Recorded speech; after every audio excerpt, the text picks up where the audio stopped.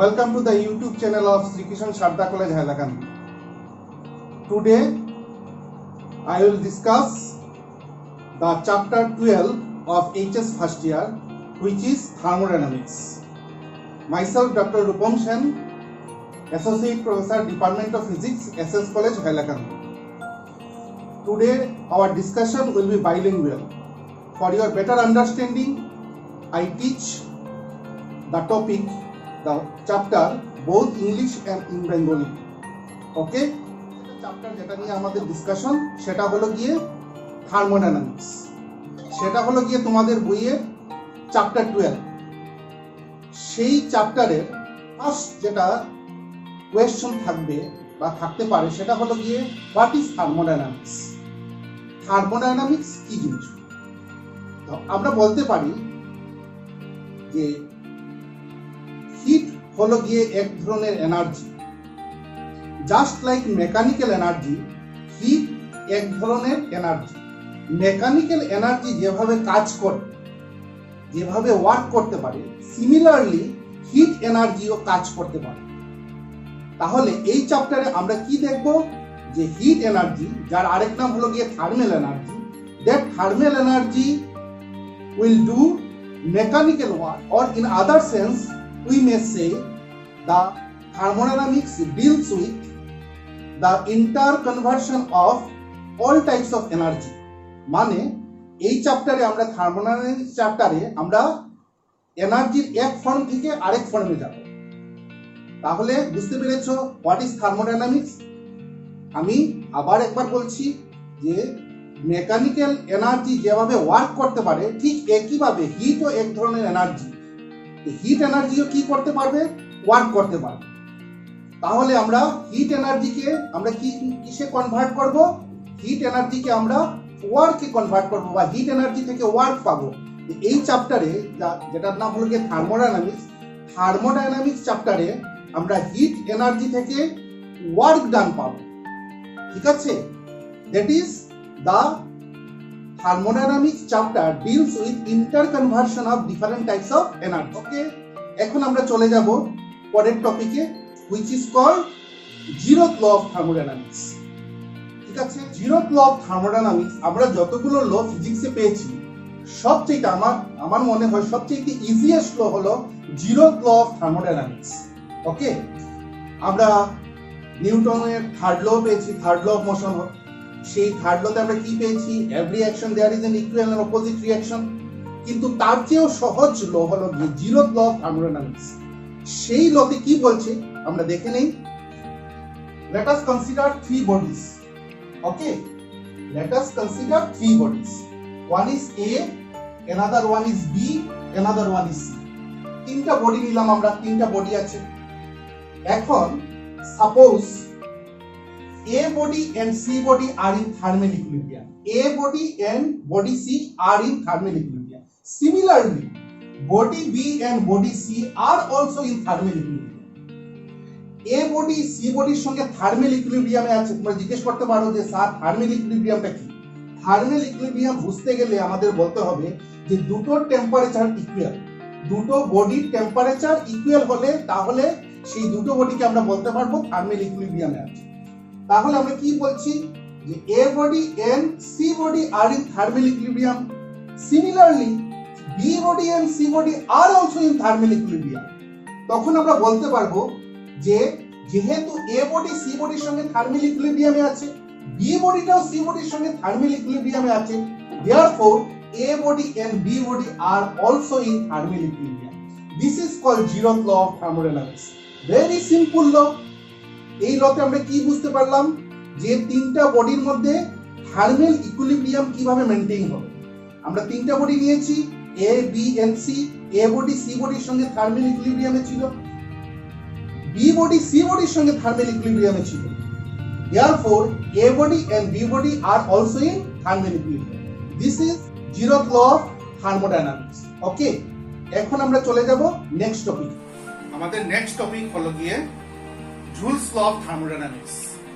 Joule নামের একজন scientist, একজন ফিজিসিস্ট, উনার পুরা নাম ডক্টর জেমস প্রেসকট জুল।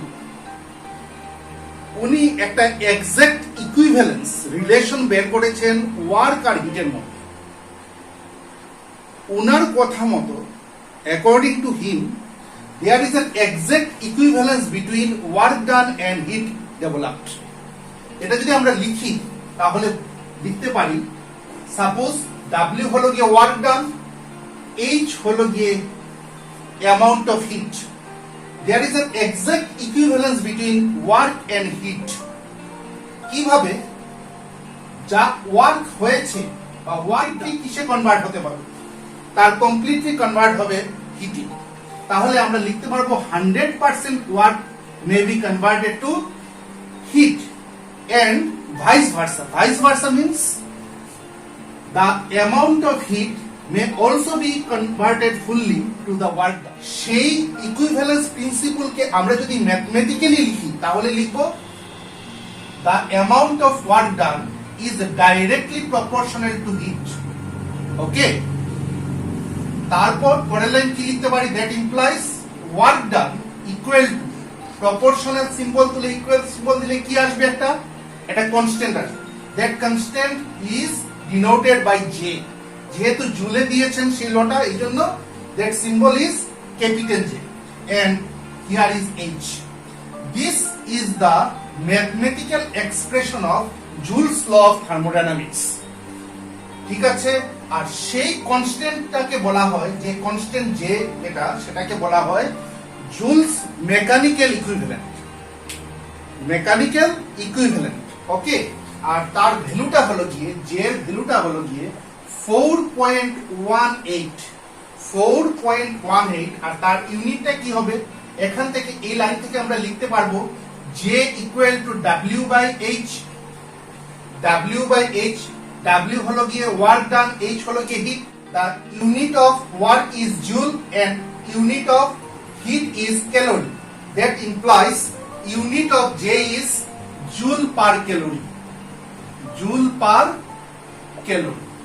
তাহলে আমরা কি বুঝলাম, যে there is an exact equivalence between work and heat. that exact equivalence relation is given by Joule and that law is known as Joule's law of thermodynamics. And mathematically that relation can be written as W proportional to H. W means amount of work done, H is the heat, amount of heat. And if we replace proportional sign by equal sign, then a constant comes. that constant is denoted by J. that J is called mechanical equivalent.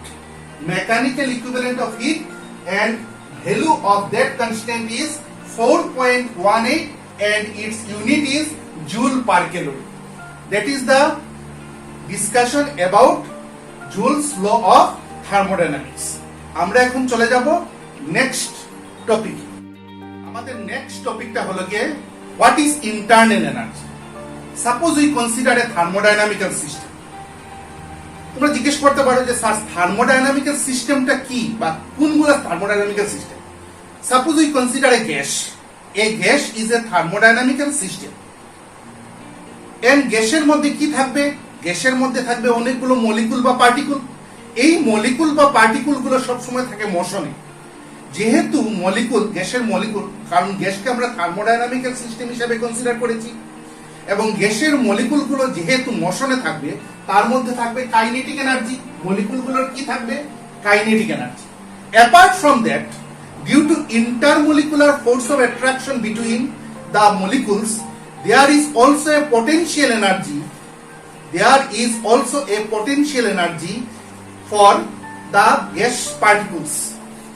Gas পার্টিকুলের কি থাকবে, due to the intermolecular force of attraction, there is a potential energy of the gas molecules, and hence potential energy possessed by the gas molecules. gas molecular কি থাকবে, gas molecular potential energy থাকবে। কিসের জন্য potential energy আসলো, due to intermolecular force of attraction between the molecules. গ্যাসের মধ্যে কি আসবে, গ্যাসের মধ্যে মানে গ্যাস মলিকুলের মধ্যে potential energy থাকবে। এছাড়া যেহেতু গ্যাসের মলিকুলগুলো মোশনে আছে, তার মধ্যে আছে কাইনেটিক এনার্জি। আর কাইনেটিক এনার্জিও আছে, পটেনশিয়াল এনার্জিও আছে কার মধ্যে? গ্যাসের মধ্যে। আর গ্যাসকে আমরা কি ধরেছি? থার্মোডাইনামিক্যাল সিস্টেম। আর সেই kinetic energy plus potential energy করলে যেটা হবে সেটাকে আমরা টোটাল এনার্জি বলবো না। এখানে এই চ্যাপ্টারে তাকে আমরা টোটাল এনার্জি বলবো না, এটাকে আমরা বলবো ইন্টারনাল এনার্জি। ইন্টারনাল এনার্জি বলবো। তার মানে the sum of kinetic energy and potential energy of a thermodynamical system is called internal energy and it is denoted by the symbol U. U দিয়ে আমরা তাকে রিপ্রেজেন্ট করব। সেই ইন্টারনাল এনার্জিকে আমরা represent করব U দিয়ে। ঠিক আছে? তাহলে কেউ যদি জিজ্ঞেস করে what is internal energy of a thermodynamical system, আমরা বলবো থার্মোডাইনামিক্যাল সিস্টেম হিসেবে আমরা এটা গ্যাসকে কনসিডার করেছি। গ্যাসের মধ্যে আছে গ্যাস মলিকুলস বা গ্যাস পার্টিকলস। সেই পার্টিকলস গুলোর মধ্যে kinetic energy as well as potential energy আছে। সেই কাইনেটিক এনার্জি আর পটেনশিয়াল এনার্জির সাম করলে, যোগফল বা প্লাস করলে যে এনার্জিটা হবে that is not total energy. আমরা actually it is total energy, but এখানে আমরা এটাকে টোটাল এনার্জি বলবো না। এটাকে টোটাল এনার্জি না বলে আমরা কি বলবো? Internal energy. And this is the definition of internal energy which is denoted by that internal energy is denoted by the symbol U. ওকে, এখন আমরা চলে যাব আমাদের নেক্সট টপিকে। আমাদের নেক্সট টপিক যেটা সেটা হলো কি first law of thermodynamics. What is first law of thermodynamics? একটু আগে আমরা জানতে পেরেছি what is Joule's law of thermodynamics. সেই জুলস ল অফ থার্মোডাইনামিক্স আমরা কি পেয়েছি? There is an exact equivalence between work done and heat, এবং that relation is written as W equal to JH. আরেকটা জিনিস আমি বলেছি যে ওয়ার্কটা হবে, যে ওয়ার্ক ডানটা হবে তার কমপ্লিটলি 100% কনভার্ট হবে কিসে? হিটে। আর হিটের 100% কনভার্ট হবে ওয়ার্কে। সেটাই বলেছিলেন কে? জুল বলেছিলেন, যেটাকে আমরা বলি জুলস ল অফ থার্মোডাইনামিক্স। কিন্তু প্র্যাকটিক্যালি বা বাস্তবে এই 100% conversion from work to heat বা heat to work is not possible. সেটা সম্ভব না, বাস্তবে তা সম্ভব না। সেই সম্বন্ধে যেহেতু এটা সম্ভব না, তাই ক্লোসিয়াস বলে একজন সায়েন্টিস্ট, উনি বলেছেন প্র্যাকটিক্যালি 100% হিট ওয়ার্কে কনভার্ট হবে না। Majority of heat converted to work and rest amount of heat may be converted to change the internal energy of the system. তাহলে আমরা যদি বলি suppose dq is the amount of heat, h না বলে এখানে q বলেছি, আর যেহেতু small amount of heat নিয়েছি তার এই জন্য বলেছি dq. suppose dq is the small amount of heat, সেই হিটটা একটা থার্মোডাইনামিক্যাল সিস্টেমের উপর অ্যাপ্লাই করা হলো। অ্যাপ্লাই করাতে কি হয়েছে? সেই থার্মোডাইনামিক্যাল সিস্টেমের মধ্যে হিট অ্যাপ্লাই করাতে হয়েছে ওয়ার্ক ডান। সেই ওয়ার্ক ডানকে আমরা লিখলাম ডিডব্লিউ। কিন্তু আমরা এইমাত্র বলেছি বাস্তবে যতখানি ওয়ার্ক ডান হয় তার 100% হিটে কনভার্ট হবে না, বা হিটের 100% ওয়ার্কে কনভার্ট হবে না। Majority of heat May be converted to work done. তাহলে এটা যদি 100 হয়, এটা যদি মনে করো এটা 100, তার মেজরিটি মনে করো 90, 100% and 90% of heat may be converted to work done, and remaining 10% may be converted to increase the internal energy of the system.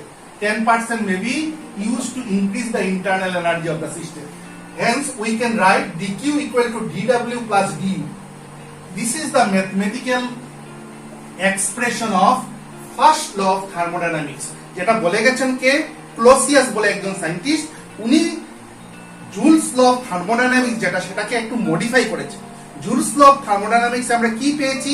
There is a 100% conversion of work to heat or heat to work. কিন্তু বাস্তবে বা practically that is not possible. আর তখন সেই Joule's law of থার্মোডাইনামিক্সটা মডিফাইটা করেছেন কে? ক্লোসিয়াস। এবং ক্লোসিয়াস মডিফাই করে যেটা বলেছেন সেটা হলো গিয়ে যে পরিমাণ হিট থাকবে তার সম্পূর্ণটা ওয়ার্কে কনভার্ট হবে না, তার মেজরিটিটা কিসে কনভার্ট হবে? ওয়ার্কে কনভার্ট হবে। আর রেস্ট অ্যামাউন্ট অফ যেটা হিট থাকবে which is used to increase the internal energy of the system. Thus we can say if dq is the heat amount of heat and dW is the amount of work done and du is the change in internal energy of the system, then we can write dq equal to dW plus du. That is the mathematical expression of first law of thermodynamics. ঠিক আছে, এখন আমরা চলে যাব আমাদের next topic. আমাদের next topic যেটা নিয়ে আমরা ডিসকাশন করব সেটা হলো গিয়ে what is calorimetry and what is the principle of calorimetry. What is calorimetry সেটা আমরা বলতে গেলে বলবো calorimetry is a branch of physics. Calorimetry is a branch of physics যে ব্রাঞ্চে আমরা হিটকে মেজার করব, মানে হিটকে আমরা মাপবো। ফিজিক্সের যে ব্রাঞ্চে হিট মেজারমেন্ট হয় that branch is known as calorimetry. একবারে simple definition, the branch in which measurement of heat takes place that branch of physics is called calorimetry. এখন আমরা চলে যাব দ্য প্রিন্সিপল অফ ক্যালোরিমেট্রি। ক্যালোরিমেট্রির প্রিন্সিপলটা কি? Let us consider a system. একটা system consider করলাম যে সিস্টেমে বাইরের থেকে হিট ঢুকতে পারে না, বেরোতে পারে না, বাইরের থেকে হিট ঢুকতে পারে না আর ভিতর থেকে হিট বেরোতে পারে না। That system is known as isolated system. Okay, যে সিস্টেমে বাইরের থেকে হিট ঢুকতে পারে না আর ভিতরের হিটও বেরোতে পারে না সেই সিস্টেমকে বলবো আমরা isolated system. We consider a isolated system. Okay, সেই সিস্টেমের মধ্যে মনে করো দুটো বডি আছে, দুটো বডি আমরা কনসিডার করলাম। Suppose a body is A, another body is B. একটা বডি হট হাইয়ার টেম্পারেচারে আছে, আরেকটা বডি লোয়ার টেম্পারেচারে আছে, সেটাকে আমরা বলবো কোল্ড। এখন যেহেতু বাইরের থেকে হিট ঢুকতে পারছে না আর ভিতর থেকে হিট বেরোতে পারছে না, তাহলে সেই আইসোলেটেড সিস্টেমের ভিতরে কয়টা বডি আমরা কনসিডার করলাম? দুটো বডি আছে, one is A, another is B. One is at higher temperature, another one is at lower temperature. তখন কি হবে? তখন তাদের মধ্যে হিট এক্সচেঞ্জ হবে। হিট এক্সচেঞ্জ মানে কি? হট বডি হিট দেবে কাকে? কোল্ড বডিকে। হট বডি হিট দেবে কাকে? কোল্ড বডিকে। আর কোল্ড বডি কি করবে? হিট রিসিভ করবে। কোল্ড বডি হিট রিসিভ করবে কার থেকে? হট বডি থেকে। তাহলে আমরা বলতে পারবো হিট লস কার হচ্ছে? হিট লস হচ্ছে হট বডি, আর হিট গেইন কার হচ্ছে? হিট গেইন হচ্ছে কোল্ড বডি। তাহলে আমরা লিখতে পারবো হিট লস্ট কার? লস্ট হচ্ছে হট বডি, আর হিট কার গেইন হচ্ছে? Cold body, heat gain. আর প্র্যাকটিক্যালি দেখা যাবে যতখানি হিট হট বডি লস করেছে ঠিক ততখানি হিট কোল্ড বডি গেইন করেছে। That is heat lost by hot body is equal to heat gained by cold body, and this is the principle of calorimetry. তাহলে ক্যালোরিমেট্রি প্রিন্সিপলে আমরা কি পেলাম? দুটো বডি যদি আইসোলেটেড সিস্টেমে রাখা হয় আর সেই দুটো বডি একটা যদি হাইয়ার টেম্পারেচারে থাকে একটা যদি লোয়ার টেম্পারেচারে থাকে, তাহলে হাইয়ার টেম্পারেচারের বডি যেটা সেটা হিট লস করবে আর লোয়ার টেম্পারেচারে যেটা বডি সেটা হিট গেইন করবে। আর প্র্যাকটিক্যালি দেখা যাবে যে পরিমাণ হিট লস করেছে হট বডি ঠিক সেই পরিমাণ হিট গেইন করেছে cold body. That is heat loss is equal to heat gain, which is called principle of calorimetry. Okay, এখন আমরা চলে যাই আরেকটা টপিক। আমাদের নেক্সট টপিক যেটা সেটা হলো গিয়ে হোয়াট ইজ ক্যালোরি। ক্যালোরিটা কি? And define one calorie of heat. Calorie হলো গিয়ে the unit of heat. আমরা জানি heat is a kind of energy. যেহেতু হিট এক ধরনের এনার্জি তাই তার এসআই ইউনিট হলো গিয়ে জুল। হিটের এসআই ইউনিট হলো গিয়ে জুল, কিন্তু ক্যালোরি হচ্ছে হিটের একটা ফেমাস বা পপুলার ইউনিট। বেসিক্যালি হিট বলতে আমরা সবসময়ই জুল ইউজ না করে কোনটা ইউজ করব? ক্যালোরি ইউজ করব। তাহলে বলতে গেলে calorie is the famous unit of heat বা পপুলার ইউনিট অফ হিট। হিটের পপুলার ইউনিট হলো গিয়ে ক্যালোরি। এখন আমরা এক্সপ্লেইন করব ওয়ান ক্যালোরি। মনে করো এখানে 1 গ্রাম অফ ওয়াটার আছে, 1 গ্রাম অফ ওয়াটার। সেই 1 গ্রাম অফ ওয়াটারের টেম্পারেচার 1 ডিগ্রি সেলসিয়াস ইনক্রিজ করতে গেলে আমাদের কি দিতে হবে? আমাদের হিট দিতে হবে। হিট না দিলে টেম্পারেচার বাড়বে না।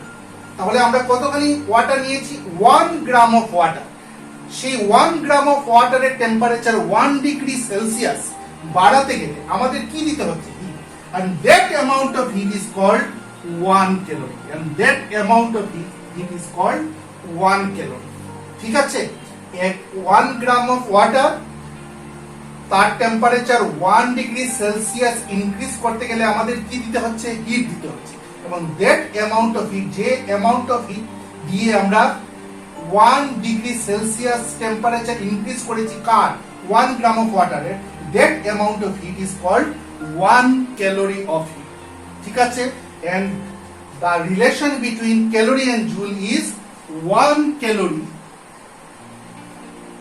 is equal to 4.2 joule that is the relation between calorie and joule দুটোই হলো গিয়ে হিটের ইউনিট এবং ক্যালোরিও হলো গিয়ে famous unit of heat and Joule হলো গিয়ে এসআই ইউনিট অফ হিট এবং this is the relation between calorie and Joule 1 calorie equal to 4.2 joule তাহলে আজকে এতটুকুই থাকুক we conclude here we meet in next class okay thank you